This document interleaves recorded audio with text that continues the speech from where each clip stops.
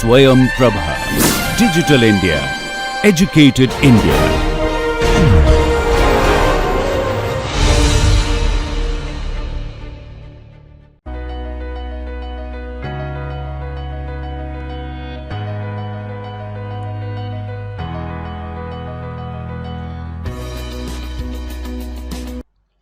Welcome to 6th lecture of the subject Business Laws. Today's topic for discussion is Contract of Indemnity and Guarantee. I am Dr. Rama Bansal, working as Assistant Professor at Arya College, Ludhiana. This is a DTH SwayamPrabha MHRD New Delhi project. Today we are going to cover the topics Contract of Indemnity, Rights of Indemnity Holder, Contract of Guarantee, Essentials of a Valid Guarantee, Kinds of Guarantee, Surety's Liability and Rights, Discharge of Surety, and at last, distinction between Contract of Indemnity and Guarantee. So let's start with the meaning of the indemnity. Indemnity means to compense any loss. It is the protection against loss, especially in form of a promise to pay or payment for loss of money or goods, etc. Means in contract, if someone has occurred loss due to the any action of the other party, that means the other party is required to indemnify the first one. Section 124 of Indian Contract Act 1872 defines that a contract of indemnity means a contract by which one party promises to save the other from the loss caused to him or her by the conduct of the promiser himself or by the conduct of any other person.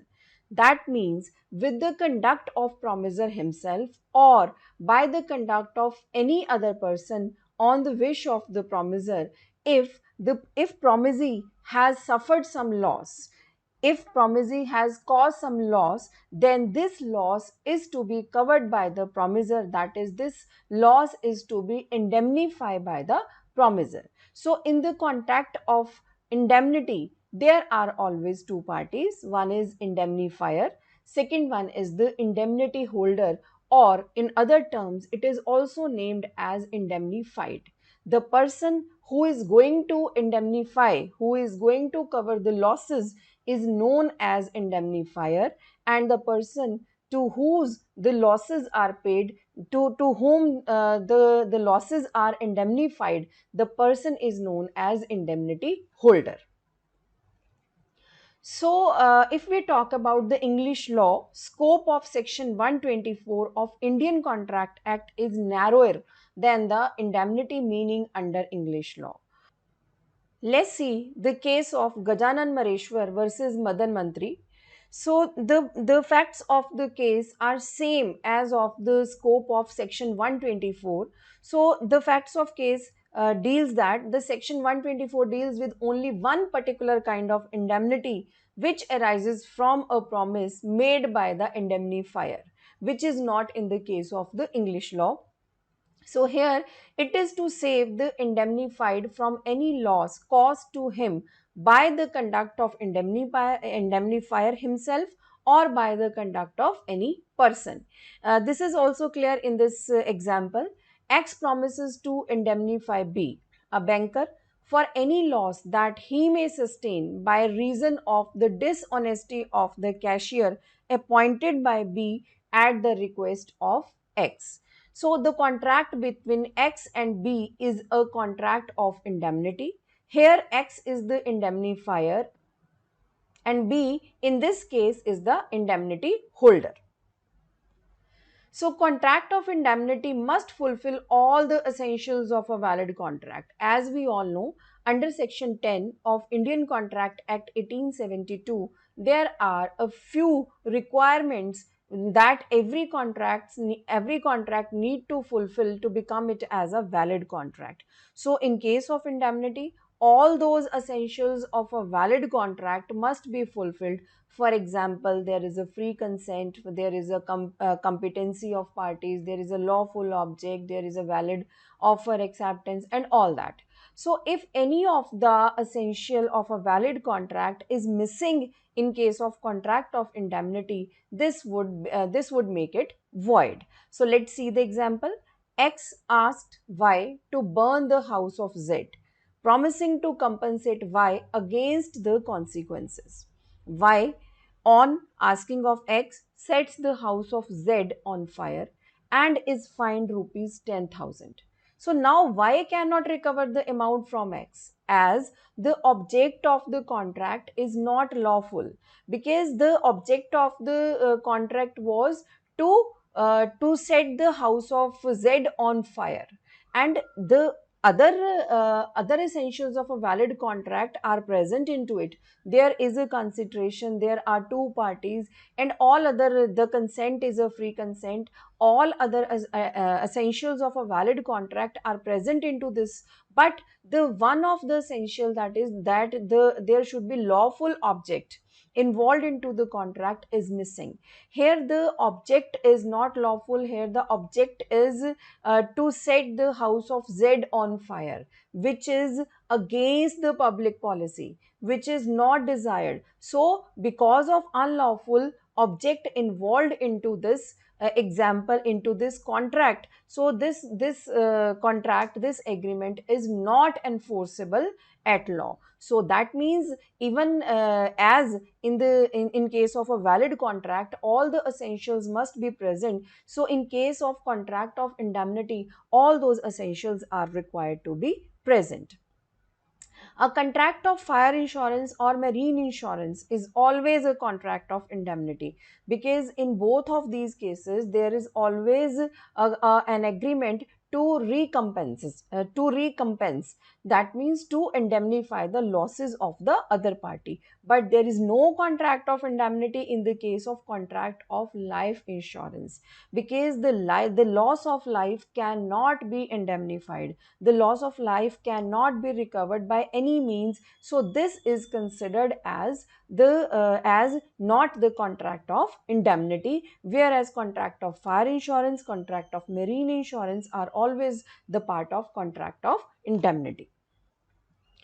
So section 125 deals with rights of indemnity holder. As we have read, there are two parties in the contract of indemnity: indemnity fire and indemnity holder. So here we are talking about the rights of the indemnity holder, and indemnity holder can recover from the indemnifier all the cost which the indemnity holder was compelled to pay in bringing or defending the suit. If any kind of suit is being made during the contract, during the performance of the contract, and indemnity holder has to spend something to defend the suit, so indemnity holder has the right to get all that cost from the indemnity from indemnifier. Last is all sum which he paid in compromise of any suit, provided such compromise is not contrary to the orders of the promisor, and was one which it would have been prudent for the indemnity holder to make. That means, if any kind of compromise is being made, that which was that means, if any kind of compromise was made by the indemnity holder, and that compromise was not contrary to the orders of the promisor, so these expenses can be indemnified by the indemnifier. So that means an indemnity holder can ask to indemnifier for all damages, for all cost incurred in defending the suit, or all sum incurred for the compromise of any kind of suit. So these all are the rights of the indemnity holder against the indemnifier under section 125. So this was all about the contract of indemnity. Now we move to the contract of guarantee.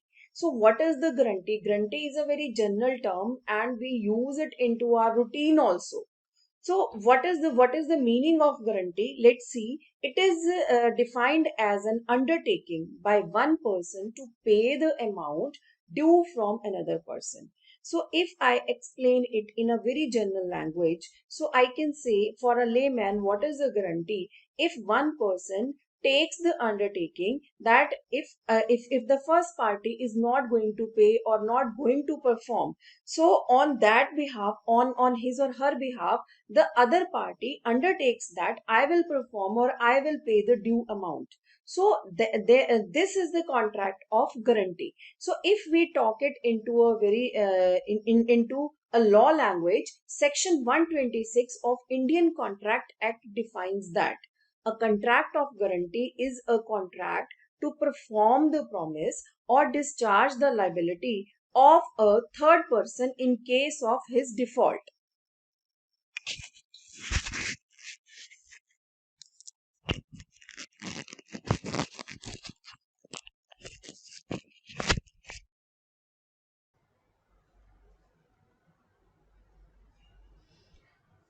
So that means a contract of guarantee is a contract to perform the promise. That means which the grantor has made, which the grantor has undertook that he would perform at the place of the other party, that is the guarantee, or discharge the liability of a third person if the first party makes any kind of default. So when a person asks another person to enter into a contract with a third person on the condition that if the third person doesn't make the performance, the contract would be performed by the promisor, and it is a contract of guarantee. So there are three parties involved into a contract of guarantee. One is the surety, second is the principal debtor, third one is the creditor. The person who undertakes, that is called as a surety, means the person who gives the surety to pay in case of default. The person is known as surety. The other person is a principal debtor. The person on whose behalf the surety takes the guarantee, the person is known as principal debtor, or in other words, the person who was actually liable to perform or actually liable to pay, the person is known as principal debtor, and the third party involved into it is a creditor. The creditor is a person to whom the promise of guarantee is made, that means on behalf of principal debtor, to whom the surety makes a guarantee that in case of default he is going to perform. So there the three parties in every contract of guarantee, the presence of three parties is must: surety, principal debtor and the creditor. Let's see the example. P advances loan of rupees 10,000 to Q, and R promises to P that if Q does not repay the loan to R loan, then R will do so. So this is a contract of guarantee. In this case, Q is a principal debtor who is actually liable to perform. R is the surety who is undertaking on behalf of Q, and P is the creditor to whom the promise of guarantee is being made by R on behalf of Q. So first of all, if we see the example, there are three contracts involved in this. There are three agreements involved in this example, means there are three parties and three agreements are involved here. First of all, there must be a contract between the principal debtor and the creditor, means the actual parties involved, actual parties of the contract. So actual in any kind of contract, the contract is made between two parties. One is promisor, one is promisee. So here the promisor and promisee are principal debtor and the creditor. This is the first contract. Second contract should be between the guarantor and the creditor. That means the person who is going to make the surety of the performance and to whom this promise is being made. So there is a second contract between the guarantor and the creditor. And the third contract in the contract of guarantee would be between the principal debtor and between the surety. So this may be express or this may be implied. Next, if we talk about the kinds of guarantee, so there are various types, various kinds of guarantee. Let's start with the first one, that is the absolute or conditional guarantee. So, where the guarantor unconditionally promises that he would make a payment or he would perform in case of default, this is a absolute guarantee. But when this guarantee is given with some condition, so, conditional guarantee is not enforceable immediately on the default of the principal debtor, as in case of absolute guarantee. But the guarantor, the surety would perform when some contingency would happen. Only then he would perform. So that means in case of absolute guarantee, the role of surety becomes active only on the default of the principal debtor. But in case of conditional guarantee, the conditional guarantee is not enforceable immediately, but it would depend upon the happening of some certain contingency or some conditional or some condition. Next is a retrospective and prospective guarantee. So a guarantee given for an existing debt is a retrospective guarantee, right? There is a contract between the principal debtor and the creditor, and the surety is making promise to pay in case of default, so that is a retrospective guarantee. But when this guarantee is given for the future debt, that means the debt is going to occur in the future, so this type of guarantee is called as a prospective guarantee.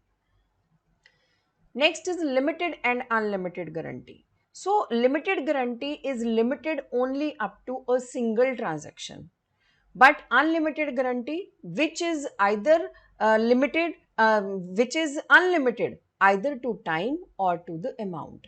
Either to time or amount means this unlimited guarantee may say for coming 1 year my guarantee would exist.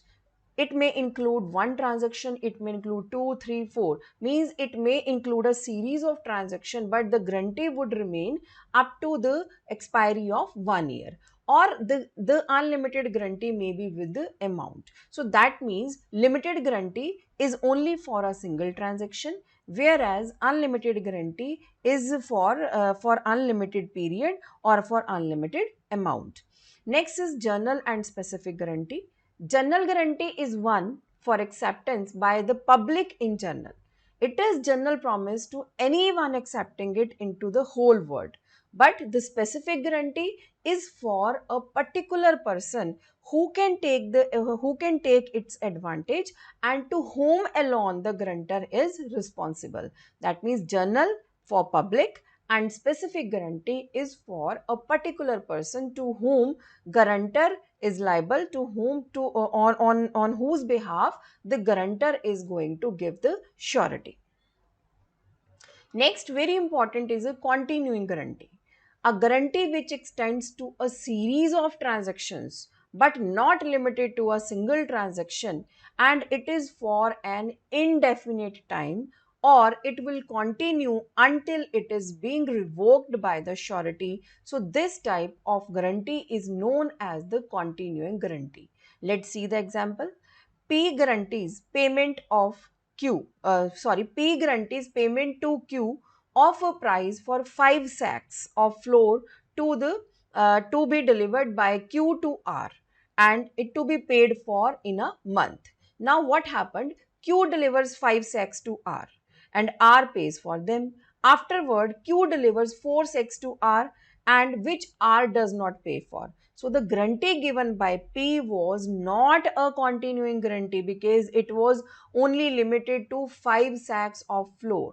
So now these four are the another sacks of flour. So the guarantee given by P was not a continuing guarantee. So hence he is not liable for the another 4 sacks of floor. That means if we talk about the continuing guarantee, it includes a series of transaction. Means in this example, if it would be a continuing guarantee, so the payment for the another 4 sacks was to be paid by the P if in case of default. So continuing guarantee, it shows clearly that continuing guarantee includes a series of transactions which may be for indefinite period or until it is expressly or impliedly revoked. So this is also clear in case of Sen versus Bank of Bengal. The facts of the case are a guarantee for the conduct of a person appointed in a place of trust, where there are the interest of many people are involved in general, the public interest is involved.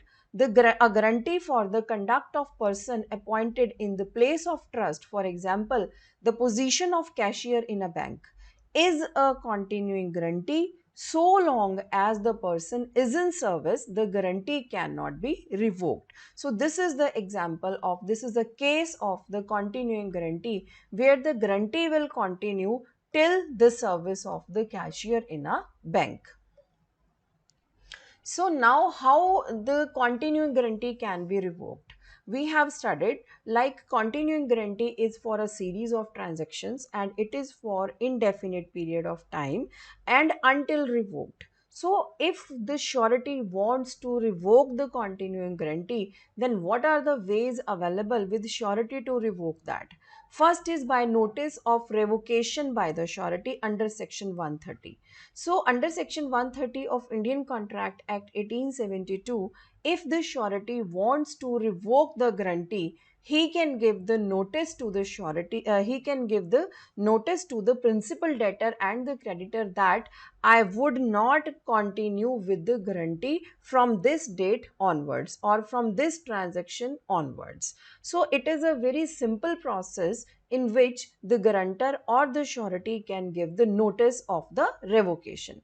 Section 131 says that if there is a case of death of surety during the period of continuing guarantee, so the automatically continuing guarantee got revoked. Means with the death of surety, the continuing guarantee is revoked. Section 133 of Indian Contract Act explains that if there are any variations in the contract of the guarantee, so with all those variations, it may be the variation in the material facts of the contract, or there may be novation in the contract. So in all those cases, if there is any variation in the contract, the continuing guarantee would got revoked.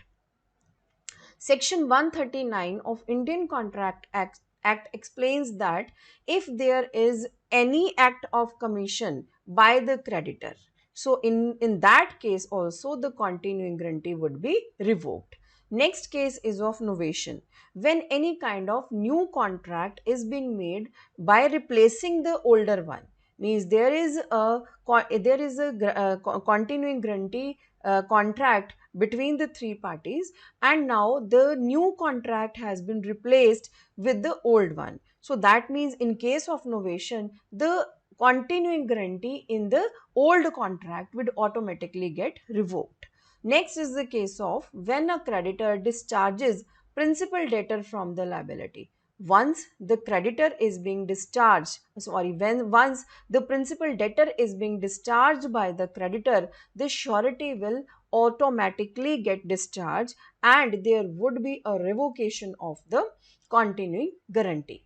The last case of revocation of continuing guarantee is when a creditor loses security under the contract and the surety get discharged to the extent of value of that security.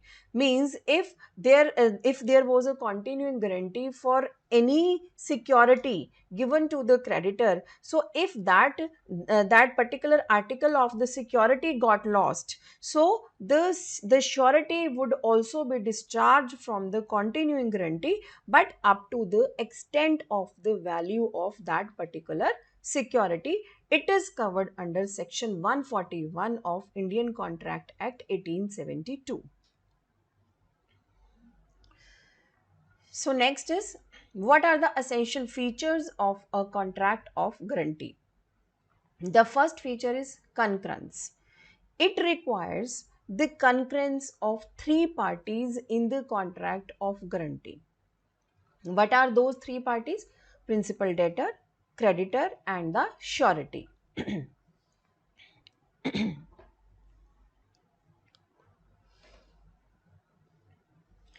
We have studied earlier about these three parties in detail.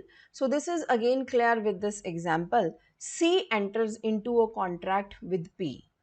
S, without any communication with P, undertakes for a consideration moving from C to indemnify C against any damage that may arise from a breach of P's obligation. So this doesn't make S a surety for P because it was without any communication to S.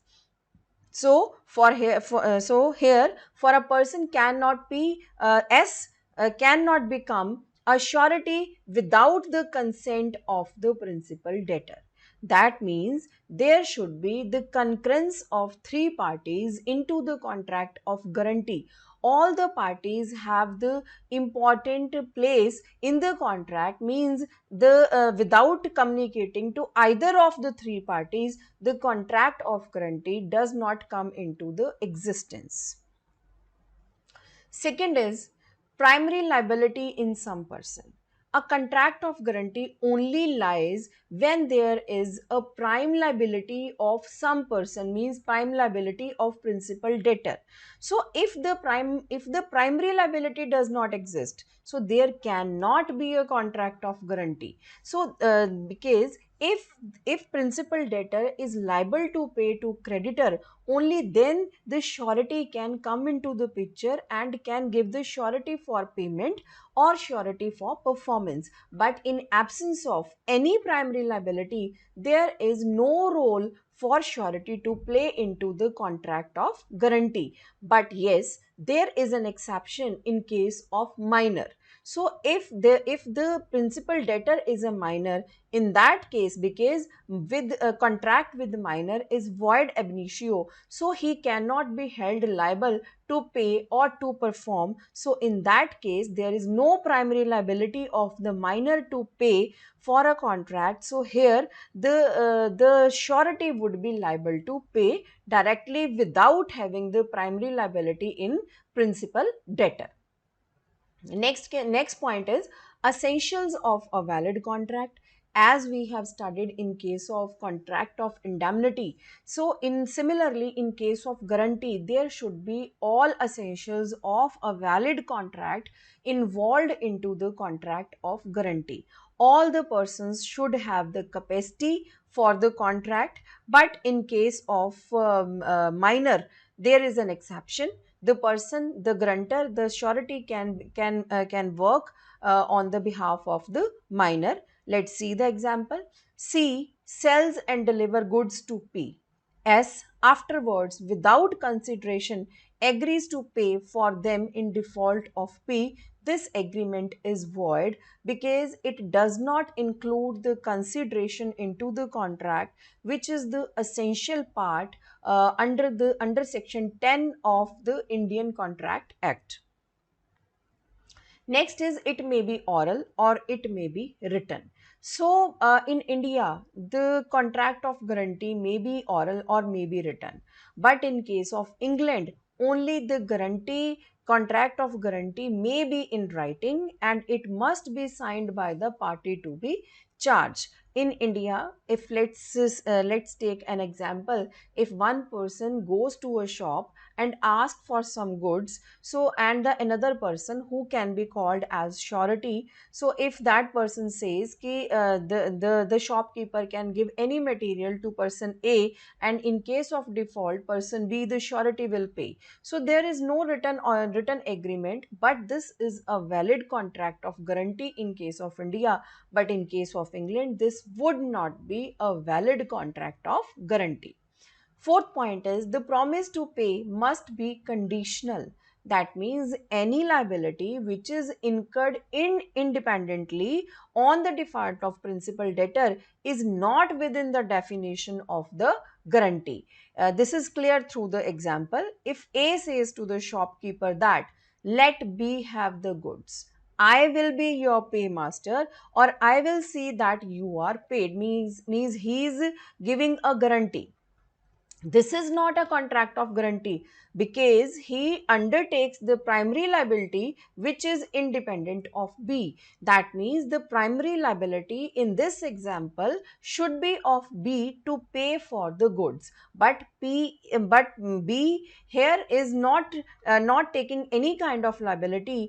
A himself is entering into a contract as a surety. That means the promise to pay must be conditional. That means if principal debtor is not paying, means is doing the default, only in that case surety or guarantor is liable to pay. That means there should be some promise to pay in prior. Next is benefit to principal debtor is sufficient consideration, means anything done or promise made only for the benefit of the principal debtor is a sufficient consideration for the surety. Means as we all know there must be some consideration in any contract. So in case of guarantee, the promise made for the benefit of principal debtor by the surety is a sufficient consideration for the contract. Next is contract of surety not obtained by misrepresentation or concealment. That means the consent involved into the contract of the surety for the guarantee should not be obtained by using the misrepresentation or by doing the concealment. If consent is taken with misrepresentation, this would not be a valid guarantee. And similarly, if the contract of guarantee is being done by having some concealment in the facts of the contract, this is again not a valid contract. Contract of guarantee is not a contract of uberme fidei, but what it means that it the all the complete facts of the contract must be conveyed by the principal debtor or the creditor to the surety before the contract is entered into. That means in this contract, in the contract of guarantee, all the material facts should be conveyed to the surety before entering into a contract. So it is a duty of the party taking a guarantee, means principal debtor, to put the surety in possession of all the facts. The all the facts means all those facts which can affect the degree of the responsibility of the surety, that must be made clear to the surety by the principal debtor before entering into a contract. So when we say there should not be any misrepresentation, so for that section 142 of Indian Contract Act says that any guarantee obtained by means of misrepresentation made by a creditor leads the transaction to be invalid, means it is not enforceable. Similarly, if any guarantee is taken by the concealment of facts, section 143 says that the any guarantee which the creditor has obtained by means of keeping silence or by concealing the facts which are the material facts would make the contract as invalid contract. So that means, in short, if I sum up this point, that means the contract of guarantee should be free from misrepresentation or from the concealment of facts. Next point is when co-surety doesn't join. So when sometimes there are co-sureties into a contract, means the surety is not given by, the guarantee is not given by a single person, the guarantee is given by a pool of persons, means there may be 2 3 4 persons to join the contract as sureties. So all those persons are known as the co-sureties. So when a person gives a guarantee upon a contract that the creditor shall not act upon it until another person has joined it as co-surety, the guarantee is not valid if the person does not join.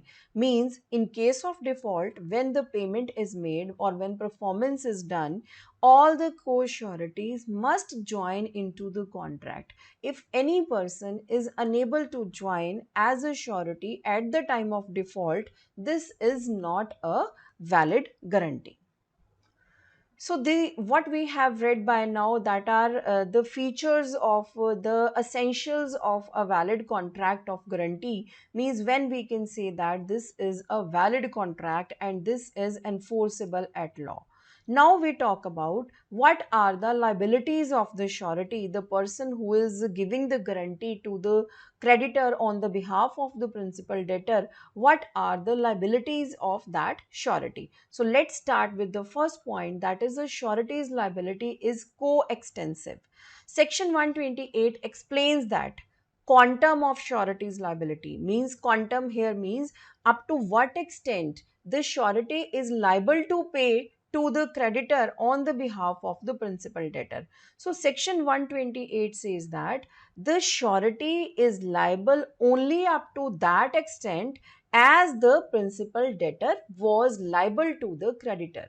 Means the quantum of surety's liability would be the same as that of a principal debtor.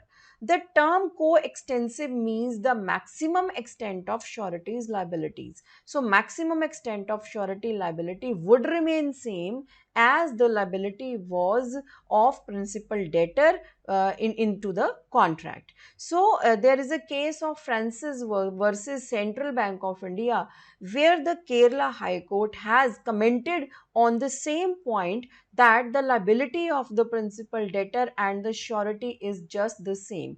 It cannot be more, it cannot be less. Surety's liability is coextensive. That means the quantum of surety's liabilities would remain same as of principal debtor. Next is surety's liability may be limited. So the surety by a special agreement can limit his liability to a fixed amount only. Means if the guarantee is given for a fixed amount, not for the full contract, so the surety would be liable only up to that amount, not for the whole debt. Let's see the example.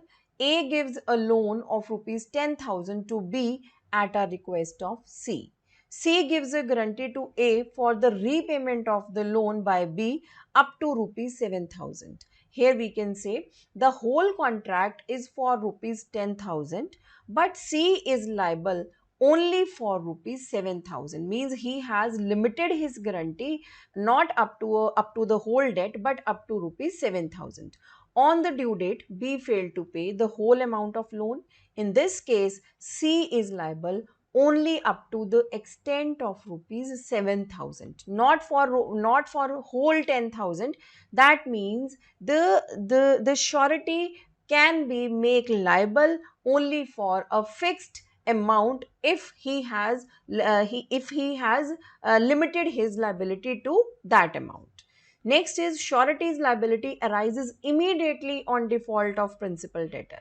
Means the moment the principal debtor makes the default in the payment or in the performance, surety's liability arises. Surety cannot be called upon unless the principal debtor has committed the default.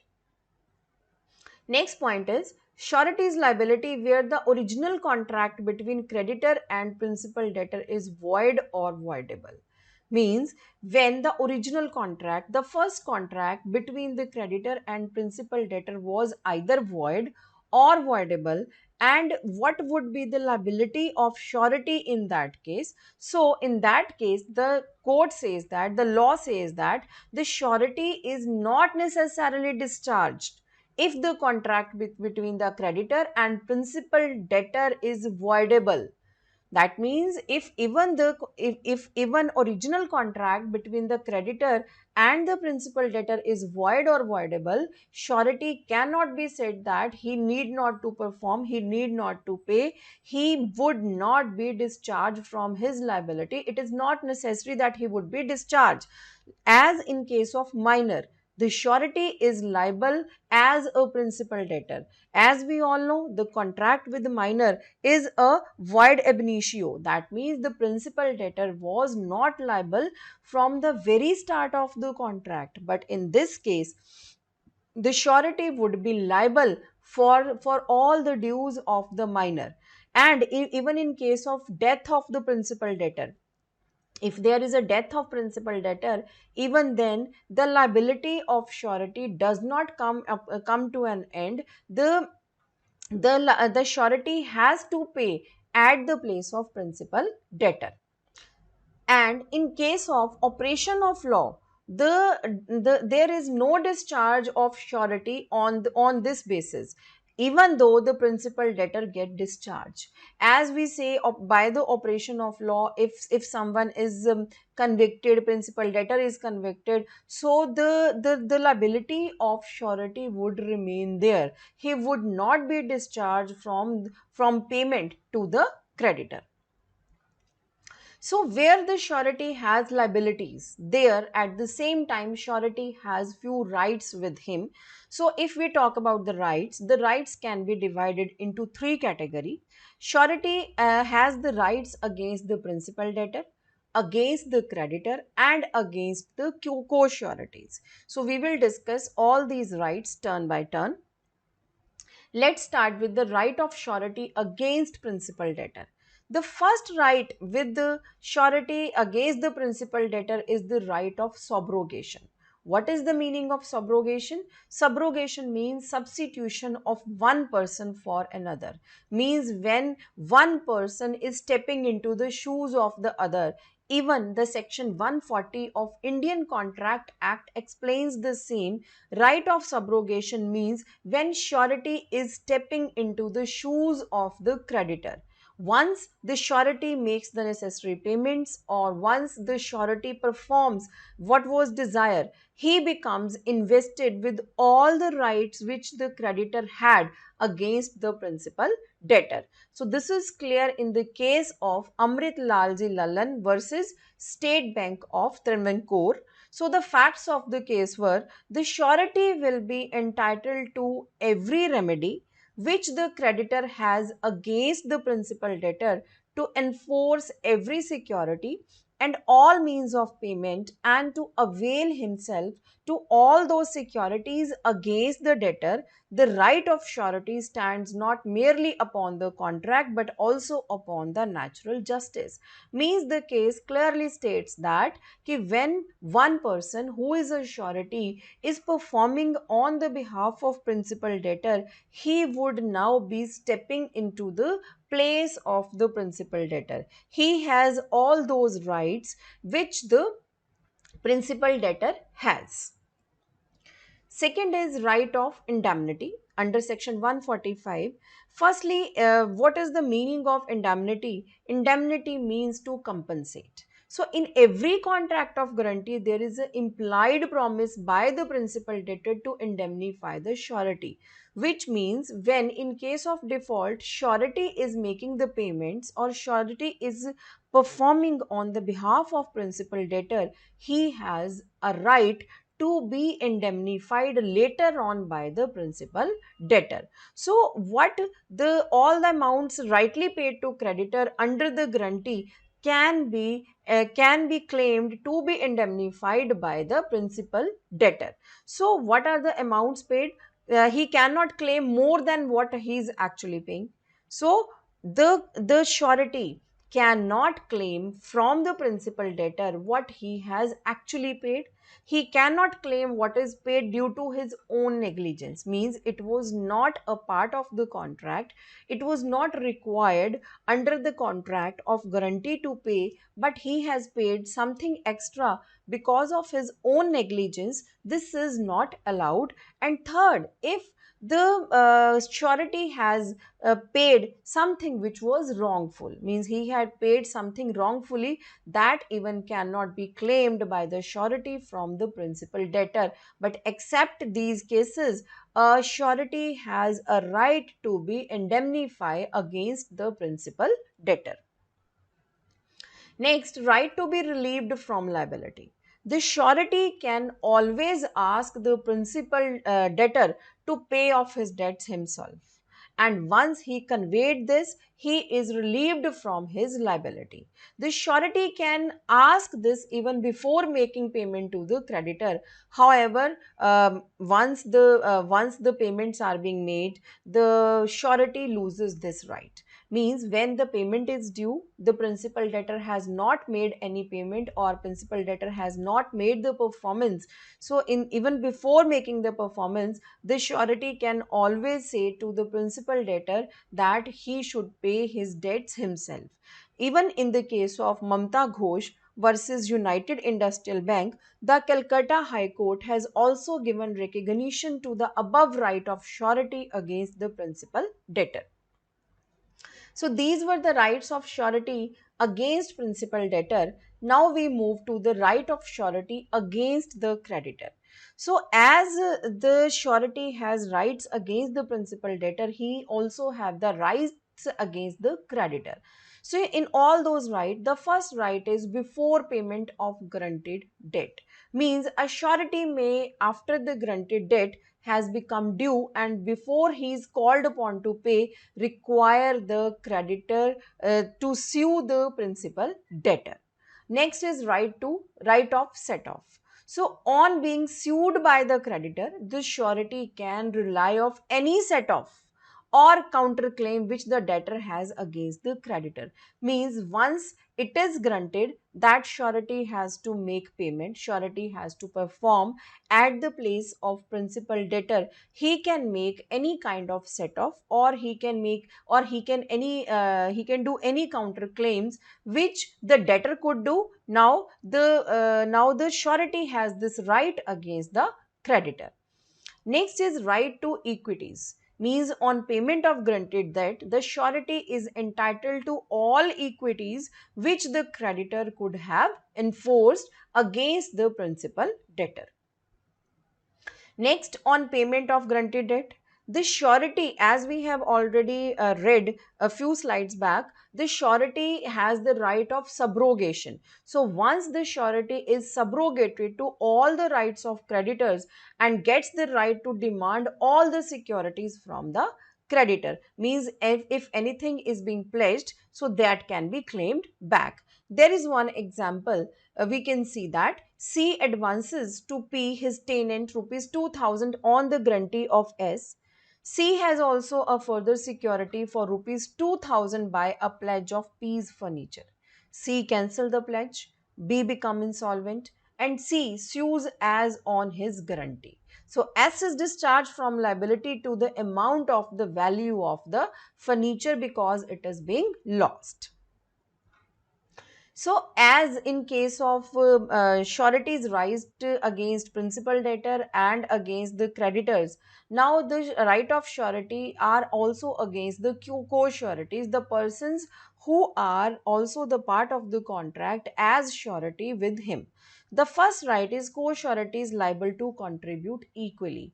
Means if any contrary contract is there, so whatever the loss is being there on the part of the principal debtor, all the co-sureties are liable to contribute into a equal amount. Liability of co-surety is bound in different sums. But yes, according to section 147, if there are some contracts between the co-sureties which bound their liability, they are bound by that contract also. Let's see the example. If there are three sureties into a contract, P, Q and R, are sureties for X enter into three different bonds in a different penalty. Say 10, if P is liable up to rupees 10,000, Q is liable up to rupees 20,000 and R is liable up to rupees 40,000 in case of any default. And if X makes the default, let's see the three different cases. If X makes the default up to rupees 30,000, so in this case, P, Q and R each would be liable up to rupees for rupees 10,000 because the total default is of rupees 30,000. X is liable up to 10,000, P 20 and Q is liable for P is liable for 10,000, Q is liable for 20,000 and R is liable for 40,000. Because the total loss is 30,000, they will contribute equally 10, 10, 10 each. So now if the loss is of 40,000, so in this case P is liable to pay only 10,000 because his liability is up to 10,000. Now Q and R, they have the liability for 20 and 40. So now out of 40, 10 is compensated by P and rest 30 would be contributed equally by Q and R, means Q and R would pay 15,000 each. So in the third case, when the total loss is of 60,000, so here P would pay 10,000 because he is liable up to 10,000.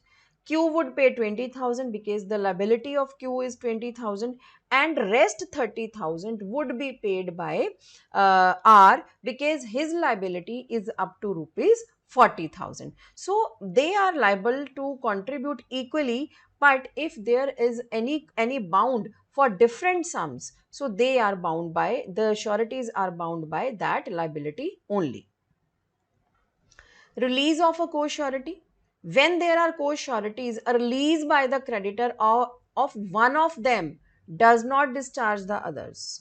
That means if one of the co-surety is being discharged, it does not discharge to the others also. Neither does it free the surety so released from his responsibility to the other sureties. Next is right to share benefits of securities. If something is being indemnified by the principal debtor, or something is being indemnified by the court orders to the sureties, so they have the right to share the value equally. Let's see the example. A, B and C were sureties to D for a loan of rupees 1 lakh advanced to E. So, however, they had received a security of E's house. E made default in payment of loan and D recovered the amount from A, B and C because they were the co-sureties into the contract. He obtained an order from the court for the sale of the house. So in this case, because A has the right to sell the property of E because court has allowed this. In this case, B and C are entitled to share the proceeds of the house realized by A because A, B and C are the co-sureties in this contract. So up to this point we have done with what are the valid essentials, what are the rights and duties of responsibilities of a surety. Now the main thing occurs, that is how the surety can be discharged from his liability. So there are three methods: by revocation, by the conduct of creditor, and by invalidation of the contract. There are three different ways, and there are different points which we will cover under this. The first one is discharge of surety by revocation. Means the surety is discharged from his liability by the revocation of the contract. We have already read that revocation can be given by a notice, but there a point to mention here is that the continuing guarantee can only be revoked with a notice. A specific guarantee cannot be revoked by the surety if his liability has already occurred. If the liability is yet to occur, that can be revoked, but once the liability has occurred, in case of default made by principal debtor, this liability, this continuing guarantee cannot be revoked. Second is revocation by death. We have already read that in case of death of a surety, he is discharged. Revocation by novation means novation is always a substitution of new contract of guarantee by the old one. Once the contract is being novated, the other person is already discharged from his liability. Variation in terms of contract. Let's see the example. If S granted payment of goods supplied to C to P upon condition that 18 months credit was given, C gives only 12 months credit, held the surety is discharged.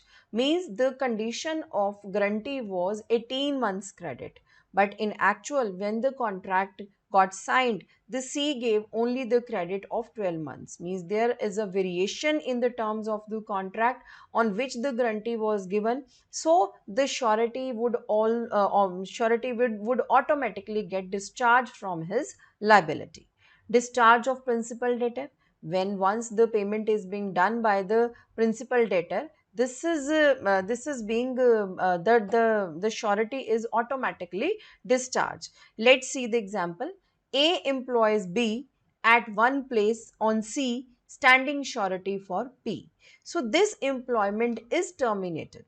So A employs B afresh at a different place, taking a security bond from another person. So C is automatically discharged. Means once the principal debtor is discharged from the liability, so the automatically it will discharge the surety.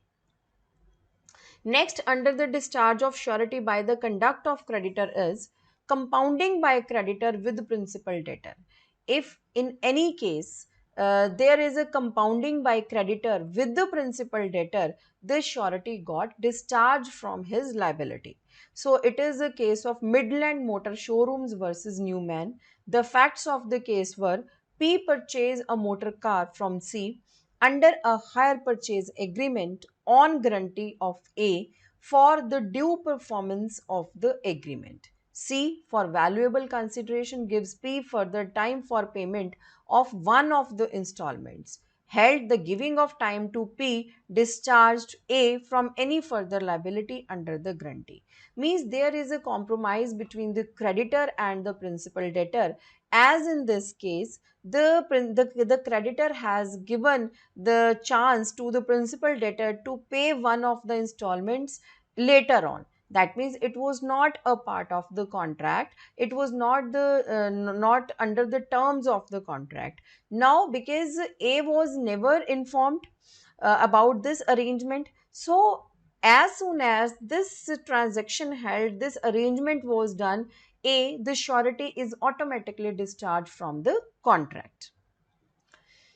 Next is discharge of surety by conduct of creditor involves creditors act or omission impairing surety's eventual remedy. Means if the creditor does act which is inconsistent with the rights of the surety, or omits to do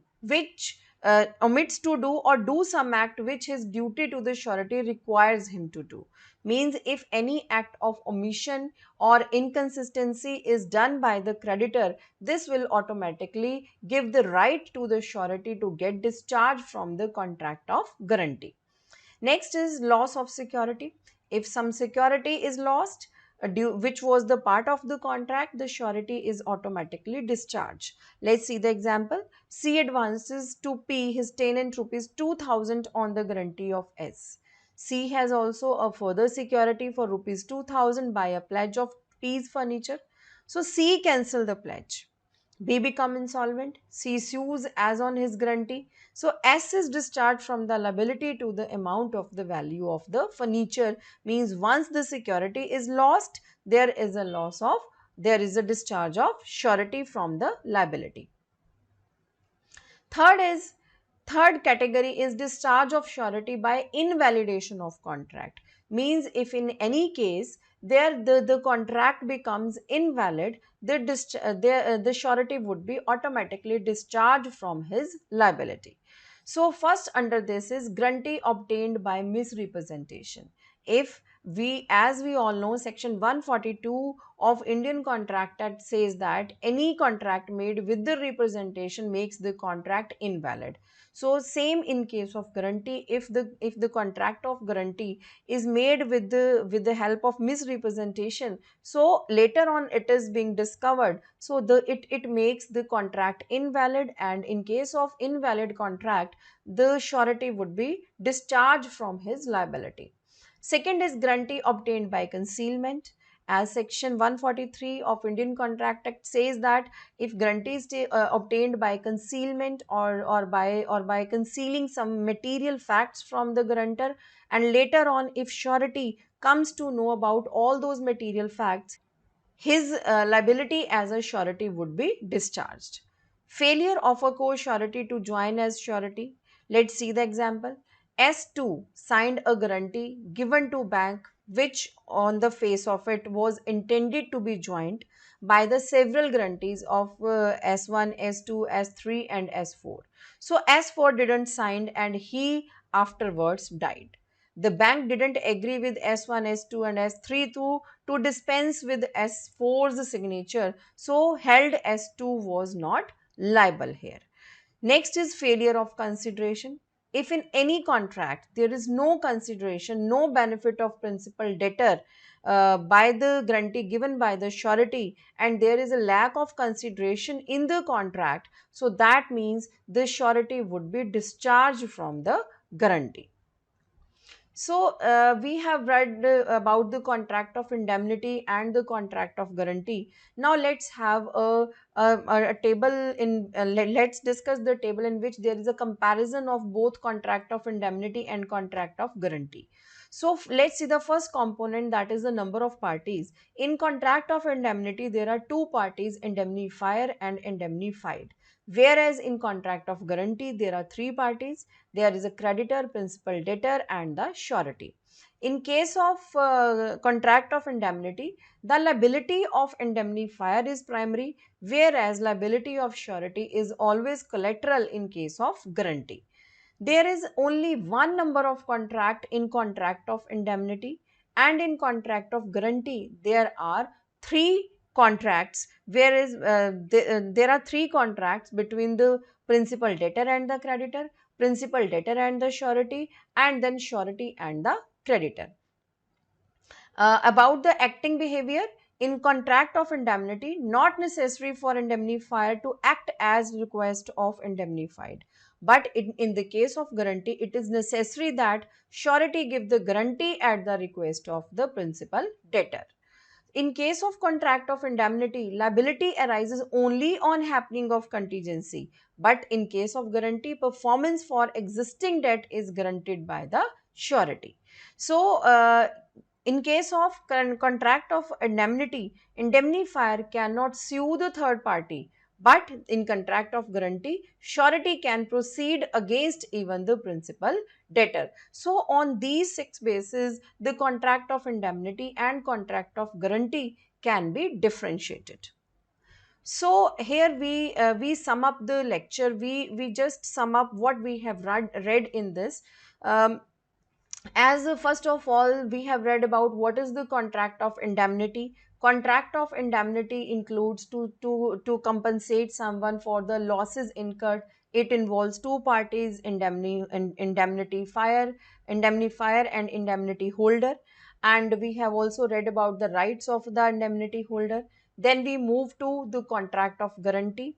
In the contract of guarantee, what we have read, that where one person undertakes to perform on some other's behalf in case of default, that is the contract of guarantee. There are three parties involved in contract of guarantee, that is the principal debtor, creditor and the surety. Surety is a person who takes the guarantee on the behalf of principal debtor to the creditor. So there are various essentials of a valid guarantee. We have read all those. We had listed them all. Under the kinds of guarantee, there are various types of guarantees: absolute guarantee, conditional guarantee, then prospective guarantee, retrospective guarantee, limited, unlimited guarantee, and most important, the continuing guarantee, which is for a series of transactions to be followed in future. Then we talk about the sureties, liabilities, and rights. When we talk about sureties rights, he has the right against the debtor, against the creditor, and against the co-sureties. Co-sureties are the persons who jointly give their consent to give the surety, to give the guarantee for someone, for the principal debtor. Next, we have read about the discharge of surety. That means how the surety get discharged from his liability on the by the behavior of the creditor, or by the revocation of the contract, or by the invalidation of the contract. Means by these are three ways through which a contract of guarantee comes to an end and the surety get discharged from his liabilities. Next, there is a we have read about the distinction between the contract of indemnity and contract of guarantee. We have read the various bases on which we can differentiate about the contract of indemnity and contract of guarantee. So here we have covered with the contract of indemnity and contract of guarantee. Thank you so much.